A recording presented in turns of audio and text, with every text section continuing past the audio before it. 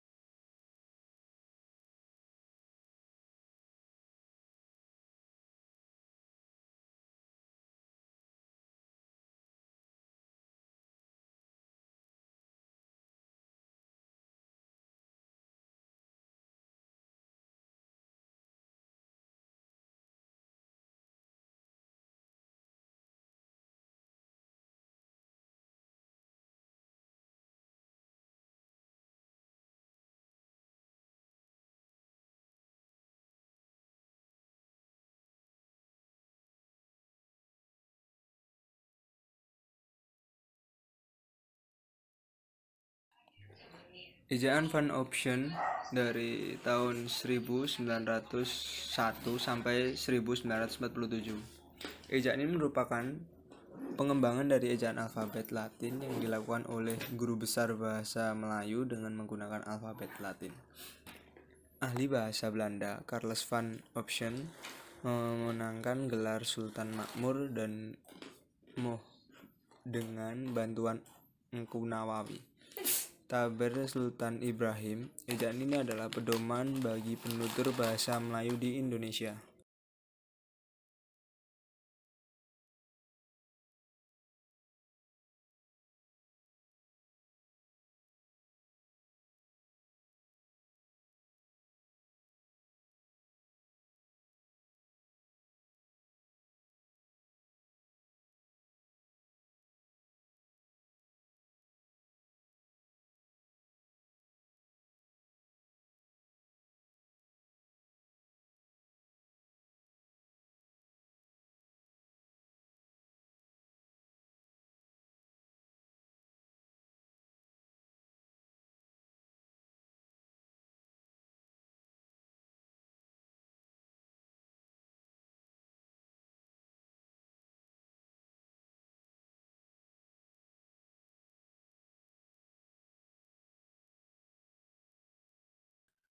Ciri-ciri ejaan Van Option sebagai berikut. Yang pertama, huruf I. Untuk membedakan antara huruf I sebagai akhiran dan karenanya harus disuarakan tersendiri dengan dipotong seperti mulai dengan ramai. Juga digunakan untuk menulis huruf Y seperti dalam Surabaya. Yang kedua, huruf J untuk menuliskan kata-kata yang jang saja, wajang dan sebagainya. Yang ketiga, huruf OE untuk menuliskan kata-kata dulue, akoe, sokarni, republik. Yang keempat, tanda dikritis seperti koma, ain dan tanda terima untuk menuliskan kata makmuir, Jumat. Yang kelima, huruf TJ yang dieja C saat ejaan ini dihapuskan seperti Zikini, Jara, Pertajaya dan sebagainya. Yang terakhir, huruf CH yang dieja KH seperti khusus akhir, makhluk dan sebagainya. Ciri-ciri ejaan Soewandi atau ejaan Republik dari tahun 1947 sampai 1972. Ejaan ini disebut sebagai ejaan Soewandi karena diresmikan tanggal 17 Maret 1947 oleh Menteri Pengajaran Pendidikan dan Kebudayaan saat itu, yaitu Raden Soewandi, menggantikan ejaan Option. Sebenarnya nama resminya adalah ejaan Republik, namun lebih dikenal dengan ejaan Soewandi.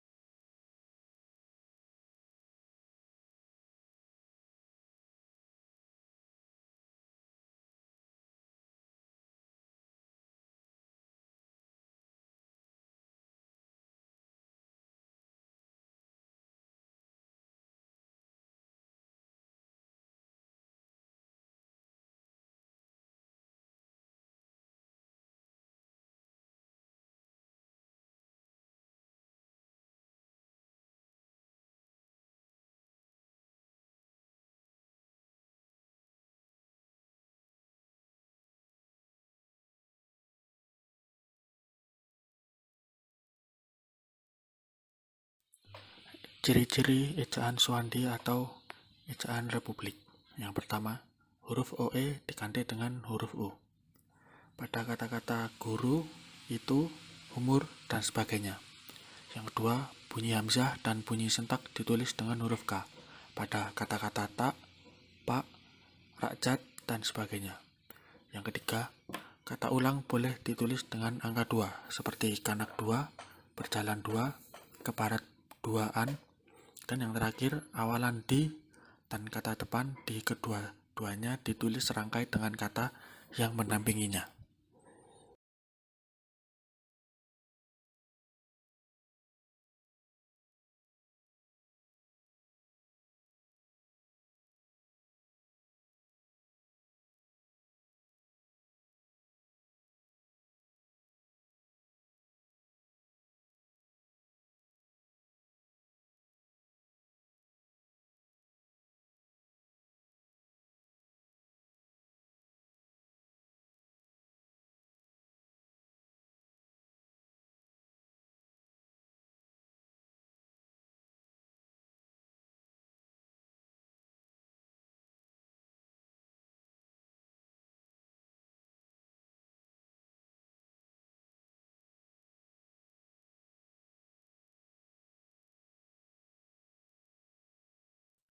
Ejaan Pembaruan tahun 1957.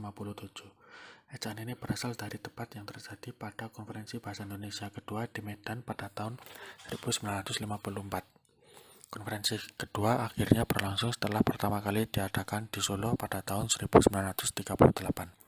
Khawatir tentang keadaan bahasa Indonesia pada saat itu, tetapi belum ditata. Alasan memilih Medan adalah karena setidaknya dalam bahasa Yamin ini, di kota ini, baik di dalam negeri maupun di seluruh masyarakat, bahasa Indonesia diucapkan dan dipelihara. Banyak hal yang mengemuka dalam konferensi tersebut, salah satunya adalah perubahan ejaan. Berdasarkan usulan tersebut, pemerintah membentuk panitia untuk memperbarui ejaan bahasa Indonesia.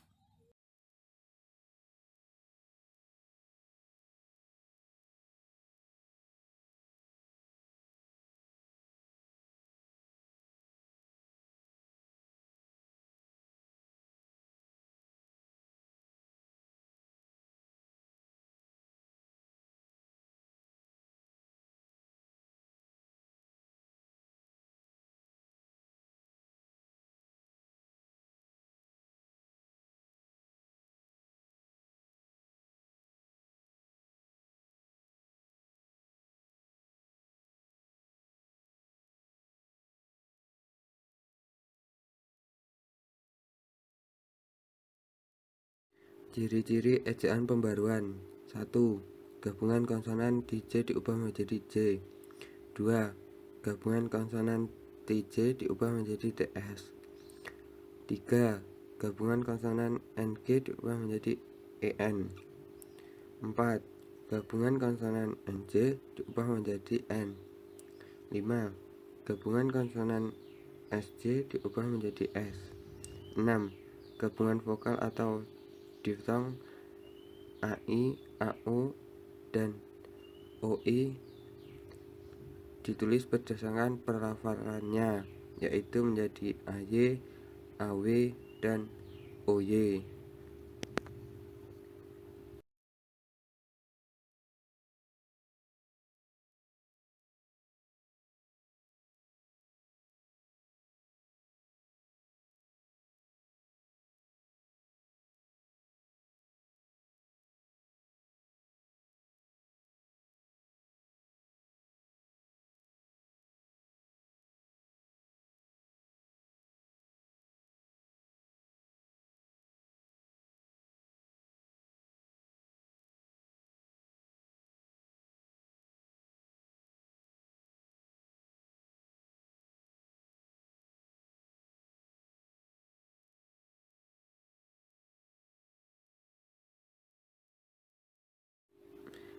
Ejaan Melindo atau Melayu Indonesia. Ejaan Melindo merupakan hasil upaya menyatukan sistem ejaan alfabet Latin di Indonesia dan Aliansi Tanah Melayu pada tahun 1959. Namun, karena bertahun-tahun masalah politik antara Indonesia dan Malaysia, bentuk ejaan ini belum terwujud.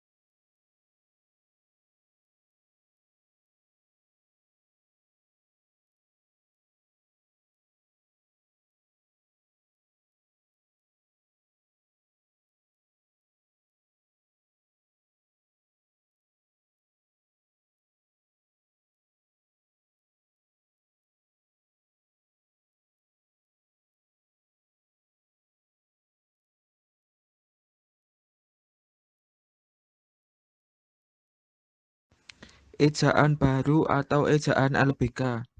Sebelum adanya EYD, Lembaga Bahasa dan Kesusastraan yang sekarang bernama menjadi Pusat Bahasa, pada tahun 1967 mengeluarkan ejaan baru, ejaan LBK. Ejaan ini sebenarnya estafet dari ikhtiar yang sudah dirintis oleh panitia ejaan Melindo. Anggota pelaksananya pun terdiri dari panitia ejaan dari Malaysia. Pada intinya, hampir tidak ada perbedaan berarti di antara ejaan LBK dengan EYD, kecuali pada rincian kaidah-kaidah saja.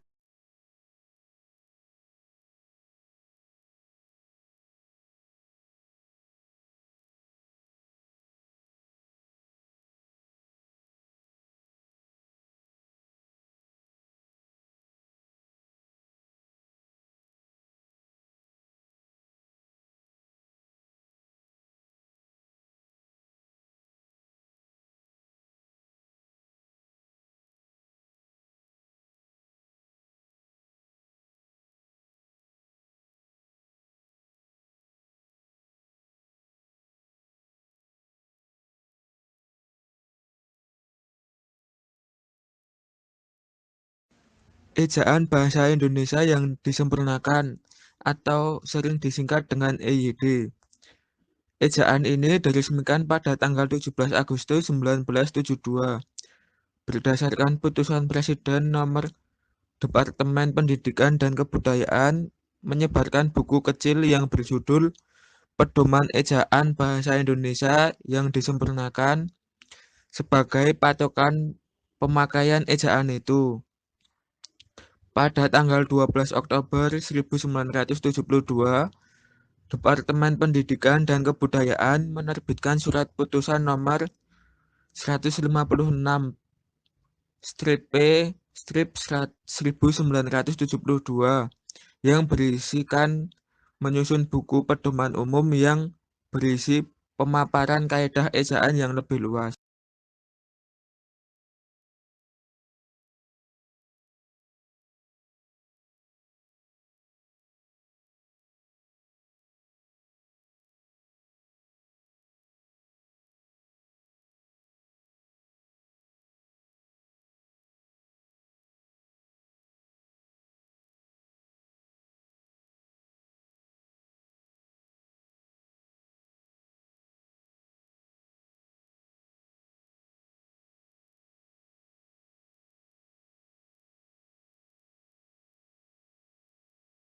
Ejaan Bahasa Indonesia atau disingkat EBI 2015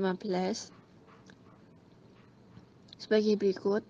Ejaan Bahasa Indonesia dipergunakan untuk mengganti Ejaan Bahasa Indonesia yang disempurnakan atau singkatan EYD.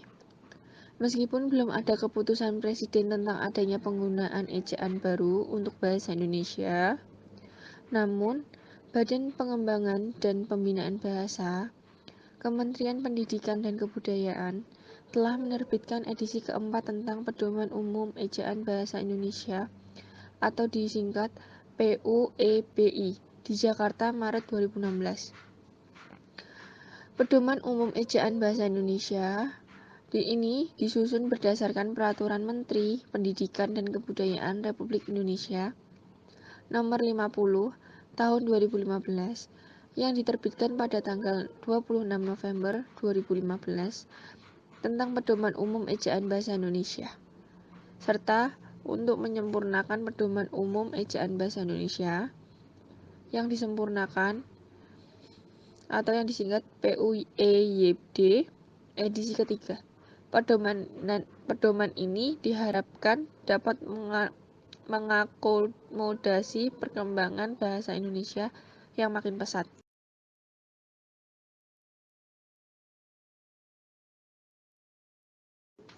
Rangkuman sejarah perubahan ejaan bahasa Indonesia. Jadi, dari penjelasan di atas tentang ejaan bahasa Indonesia yang perubahannya itu sesuai pada zamannya. Kenapa bisa ada perubahan? Bisa saja berubah sesuai apa yang dibutuhkan masyarakat dengan bahasa kita nanti. Tetapi, sebuah perencanaan bahasa yang baik pastinya digunakan dalam rentang waktu yang sangat lama. Proses panjang yang kita bisa baca dari tahun 1954 menuju 1972 adalah waktu yang tidak sedikit dan melibatkan banyak para sarjana bahasa yang terengginas untuk masa pembuatan perencanaan bahasa Indonesia. Buktinya mana? Sejak ejaan terakhir diresmikan 43 tahun yang lalu, ini masih dipakai dengan baik oleh penuturnya. Perencanaan bahasa pun tidak hanya tentang ejaan saja, tetapi persoalan tata bahasa yang juga termasuk dan yang memungkinkan perlu diperbarui dan disesuaikan dengan kebutuhan saat ini.